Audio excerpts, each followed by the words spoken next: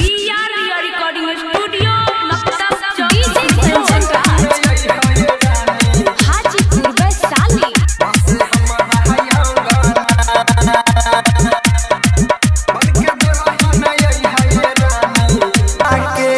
हर जन्म में बन के आइब, हर जन्म में बन के आइब, तोहरे हम सजना बन के दुल्हन ये रानी बस हमारा आंगना।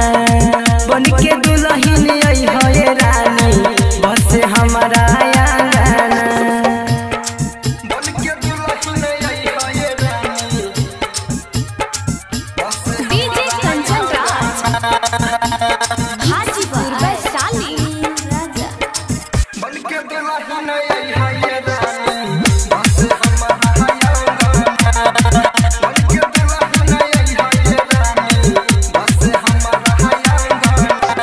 हरिओम हर जाई के बनबू तू दुल्हन लिहा पूरी बतिया मानी हो। घरवा के लोग केहू कुछो न बोली सभे गइलबा जानी हो। सुनीला का सबके टली हो